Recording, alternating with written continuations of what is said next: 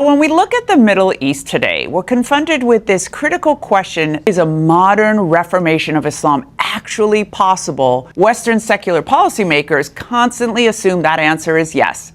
I know, because I used to be part of that movement. Let's look at perhaps what would some consider the most successful reform in modern Islamic history. So to Western observers, Mustafa Kemal Ataturk represents the ultimate modernist reformer.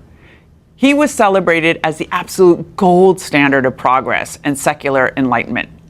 But in his case, reform was completely abandoned. He chose total systematic deletion.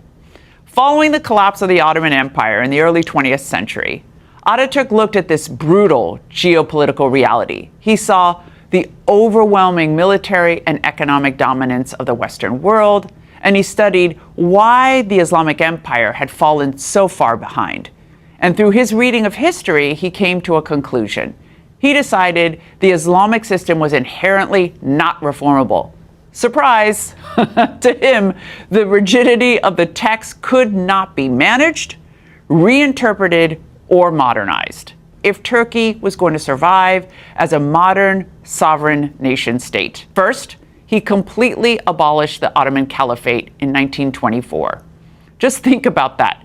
He smashed a 1,300-year-old institution of global political and religious authority. Oh, he didn't stop there, though. He banned traditional Islamic attire, he outlawed the Sufi mystical orders, and shut down the centuries-old Islamic religious schools. He replaced the supposed divine Sharia law with the Swiss Civil Code and the Italian Penal Code.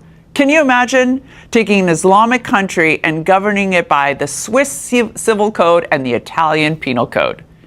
He even forced the sacred Arabic azan, which is the call to prayer, and he wanted it translated and recited exclusively in Turkish. That is unheard of.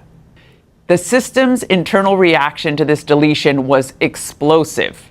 He faced massive armed rebellions led by the traditional religious leaders who spearheaded the famous 1925 Sheikh Saad rebellion. They thought he was eradicating Islam, and that's what he was accused of. This friction escalated to a highly sophisticated assassination plot in the city of Izmir. Yet this forceful approach ultimately proved temporary. Decades after Ataturk's death, Turkey's imposed secular identity began to crack. The Turkish people did not become